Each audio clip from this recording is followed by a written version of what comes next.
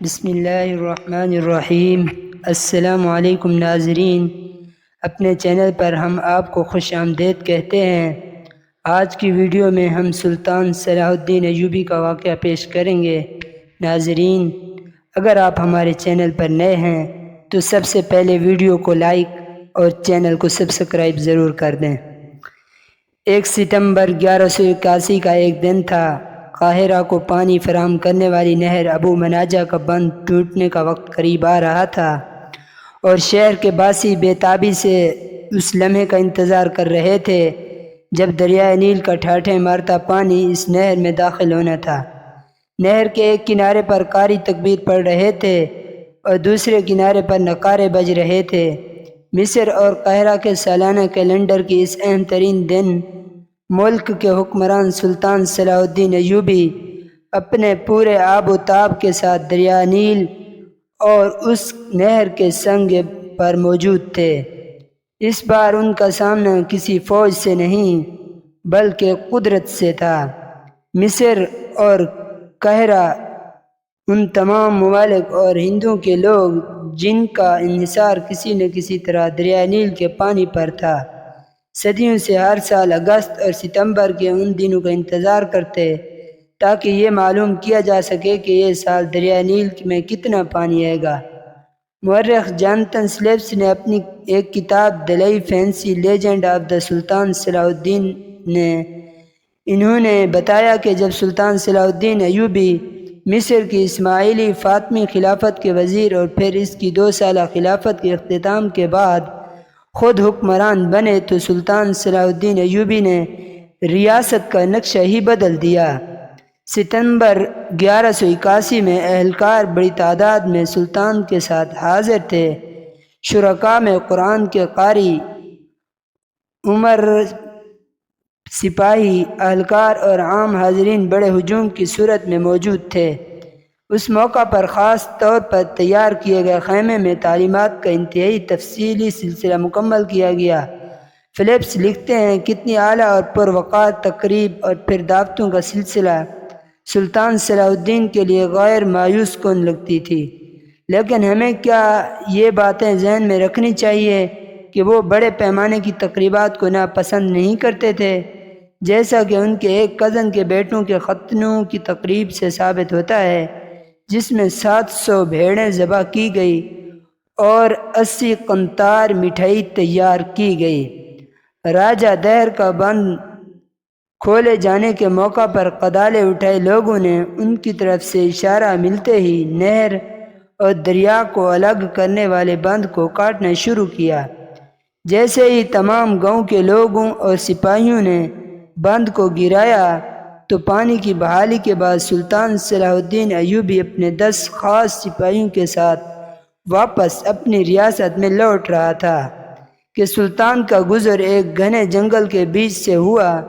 سلطان صلاح الدین تیز رفتاری کے ساتھ اپنے سپاہیوں کے ساتھ گھوڑے پر آ رہا تھا کہ اچانک سلطان کی نظر ایک غار پر پڑی اور اس کو دیکھ کر سلطان غسیلہ ہو گیا۔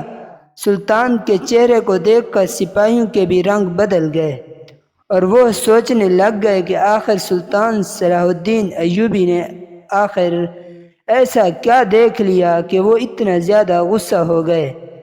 پھر ایک سپاہی نے کہا، سلطان معظم، ایسی کیا بات ہے جو آپ کو اتنا پریشان کر رہی ہے؟ تو سلطان نے کہا کہ وہ سامنے دیکھو۔ جب سپاہیوں نے دیکھا تو وہ ایک سامنے غار نظر آ رہا تھا۔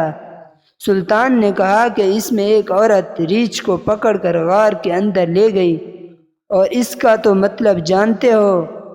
یہ سن کر تمام سپاہی شرم سے سر جھکائے کھڑے ہو گئے۔ گھوڑے رک چکے تھے اور سلطان نے اپنے ایک سپاہی کو حکم دیا کہ جب یہ عورت غار سے نکلے تو اس کا پیچھا کرو اور اس کے گھر کا پتہ معلوم کر لینا اور صبح اس کو میری عدالت میں حاضر کرنا۔ جب صبح ہوئی تو سلطان صلاح الدین عدالت میں موجود تھا کہ سلطان کے حکم پر سپاہی اس عورت کو پکڑ کر سلطان صلاح الدین کے سامنے حاضر ہوا۔ سپاہی نے اس عورت کو ایک خاص کالی چادر میں لپیٹا ہوا تھا کیونکہ سلطان کے سامنے کسی بھی عورت کو تنگ کپڑوں میں حاضر ہونے کی اجازت نہیں تھی۔ سلطان نے اس عورت سے سوال کیا، تم نے وہ غلط کام کیا جس کی سزا بہت بڑی ہے۔ عورت کہنے لگی، اے سلطان معظم، آخر مجھ سے ایسا کیا گناہ سرزد ہوا کہ جس کی اتنی بڑی سزا ہے؟ سلطان نے کہا کہ میں سب کچھ اپنی ان گناہ گار آنکھوں سے دیکھ چکا ہوں، اب سب سچ بتا دو کہ کل غار میں ایک ریچھ کے ساتھ اندر تم کیا کرنے گئی تھی اور کیوں گئی تھی؟ وہ عورت سر جھکائے کھڑی ہو گئی اور سلطان نے کہا، اس کا میں مطلب جان چکا ہوں، لیکن اب بتاؤ کہ اس کے پیچھے حقیقت کیا ہے؟ کیا تم شادی شدہ نہیں یا تمہارا شوہر مر چکا ہے کہ تمہیں ایسی نوبت آ گئی؟ تو عورت رونے لگی اور کہا، اے سلطان معظم، جس گاؤں کا قاضی بدکار اور غلیظ انسان ہو، اس گاؤں کی عورتیں پھر ایسا کام نہیں کریں گی تو پھر کیا کریں گی؟ یہ سن کر سلطان صلاح الدین نے اس عورت سے پوچھا، بتا آخر کیا ہوا؟ ایسی کیا بات ہے کہ جس نے تمہیں اتنے بڑے گناہ کرنے پر مجبور کر دیا؟ تو اس عورت نے سلطان صلاح الدین ایوبی کو سارا ماجرا سنایا اور کہا، سلطان معظم، ایک دن میں اور میرا شوہر بازار سے قیمتی سامان لے کر واپس آ رہے تھے۔ بدقسمتی سے جس راستے سے ہم گئے تھے، واپسی پر اس راستے پر بارش ہونے کی وجہ سے دلدل تھا، اور ہم جانتے تھے کہ یہاں سے ہمارے گھوڑے نہیں گزر سکتے، لہٰذا ہم نے جنگل کے بیچ والا راستہ اختیار کیا تاکہ جانے میں بھی اتنا وقت نہیں لگے گا اور ہمارے گھوڑے بھی مشکل میں نہیں پڑیں گے۔ لیکن بدقسمتی سے جب ہم گھنے جنگل کے بیچ میں پہنچے تو ڈاکوؤں نے ہم پر حملہ کر دیا اور مزاحمت کرنے پر میرے شوہر کو مار مار کر اس کا برا حال کر دیا، اور اس لڑائی کے دوران ایک ڈاکو کی تلوار میرے شوہر کی نفس پر جا لگی اور وہ ننگا ہو گیا اور وہ بری طرح زخمی ہو گیا۔ کئی مہینوں سے اس کا علاج چل رہا تھا، لیکن وہ ابھی تک چلنے کے بھی قابل نہیں۔ میں انصاف لینے کے لیے قاضی کے پاس گئی، کیونکہ وہ کوئی عام ڈاکو نہیں، ہمارے علاقے کی مشہور ترین ڈاکو ہیں۔ اس سے پہلے وہ بہت سے لوگوں کو لوٹ چکے ہیں۔ انصاف لینے کے لیے میں اپنا مقدمہ لے کر قاضی صاحب کے پاس گئی تو الٹا قاضی صاحب میرے جسم کو بھیڑیے کی طرح دیکھنے لگا۔ مجھے معلوم ہو گیا کہ اگر قاضی سے انصاف لینا ہے تو پہلے قاضی کے بستر کو گرم کرنا پڑے گا۔ یہ سن کر سلطان صلاح الدین ایوبی کی نظریں جھک گئیں اور سلطان نے اسی وقت ایک سپاہی کو بھیجا اور کہا، اس عورت کے گھر جا کر معلوم کرو کہ واقعی عورت سچ کہہ رہی ہے۔ سلطان کا سپاہی چند ہی لمحوں میں وہاں پہنچ گیا اور آ کر سلطان کو بتایا کہ اس عورت کی ایک ایک بات درست ہے، اس کے شوہر کی حالت بہت بری ہو چکی ہے، اور شاہی حکیم نے بھی اس کا معائنہ کیا، وہ بالکل ننگا ہو چکا ہے۔ یہ سن کر سلطان نے اپنے سپاہیوں کو حکم دیا کہ جاؤ اور اس گاؤں کے قاضی اور ان ڈاکوؤں کو گھسیٹتے ہوئے میرے پاس حاضر کرو۔ چند گھنٹوں میں سلطان نے دیکھا کہ سپاہی قاضی اور 3 آدمی کو گھسیٹتے ہوئے لے کر آ رہے ہیں۔ پھر قاضی صاحب کو سلطان کے سامنے حاضر کیا گیا تو قاضی صاحب نے سلطان کے سامنے اپنے گناہ کا اقرار کر لیا۔ اس کے بعد سلطان صلاح الدین ایوبی نے کہا، جب تک قاضی کا سر تن سے جدا نہیں ہوگا اس وقت تک اس مقدمے کا فیصلہ نہیں کروں گا۔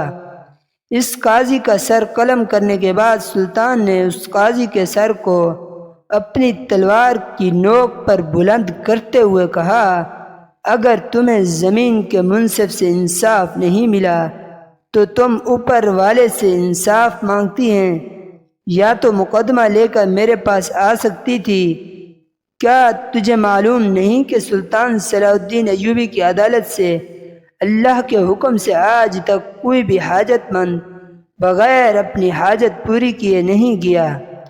تو اس عورت نے کہا سلطان میں اکیلی تھی اور مجھ میں اتنی ہمت نہیں رہ چکی تھی کہ میں کسی کے پاس انصاف لینے کے لیے جاؤں، اور آپ جانتے ہیں کہ ایک نوجوان عورت بغیر شوہر کے کیسے رہ سکتی ہے، اور اس لیے میں یہ گناہ سرزد کرنے پر مجبور ہو گئی۔